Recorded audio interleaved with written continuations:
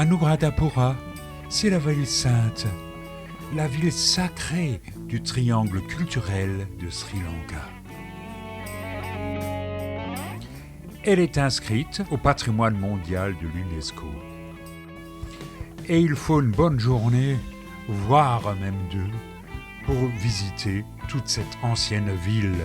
On y trouve des séries de bassins anciens, comme le bassin de l'éléphant. Mais la spécificité, ce sont les énormes dagobas, ou stupas, du Sri Lanka. Ici, le stupa Abhayagiri, qui n'est pas le plus grand d'ailleurs. Theri Sanghamitra Bonzes et fille de l'empereur Ashoka serait arrivée d'Inde au Sri Lanka avec une branche de l'arbre de la Bodhi, c'est-à-dire l'arbre de l'éveil de Bouddha, l'arbre sacré sous lequel Bouddha aurait médité et aurait atteint ce qu'on appelle l'illumination. Et bien cette branche a été plantée ici et cet arbre est toujours là. Le plus grand de tous les dagobas d'Anuradhapura, c'est le Jetavana Maya. Bonjour, monsieur du Langur.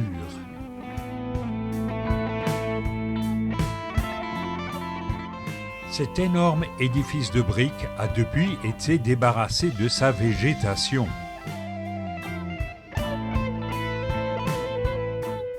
Nous nous approchons du Dagoba Ruvan Welisaya. C'est un des temples les plus importants d'Anuradhapura.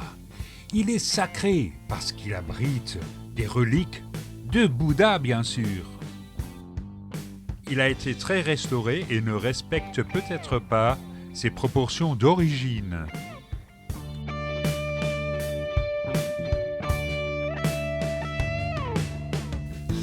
Le caractère très sacré de ce dagoba explique sans doute les processions.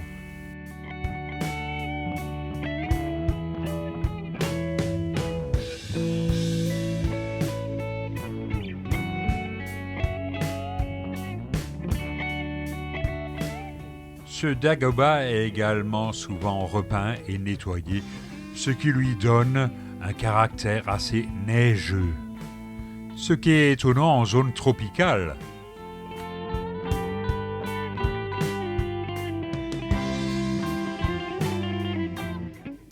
Le Tuparamaya est certainement le plus vieux stupa de Sri Lanka et il daterait du IIIe siècle avant Jésus-Christ.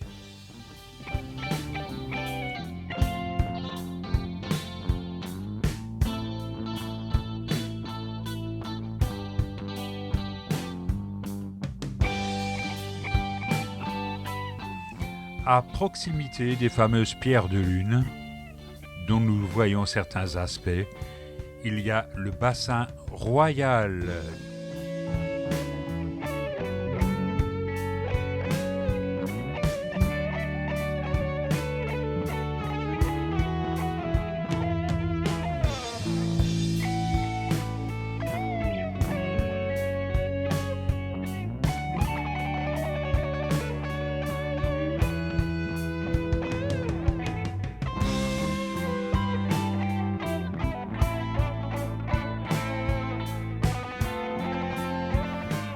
À une vingtaine de kilomètres d'Anuradhapura, il y a Mihintale qui est remarquable également.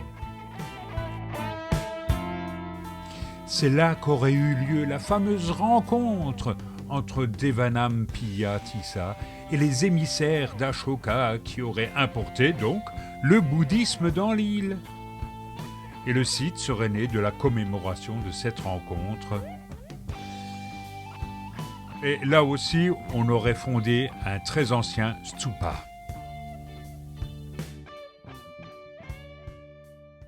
Le site est dominé par ce stupa, mais également par un grand Bouddha blanc, neigeux lui aussi.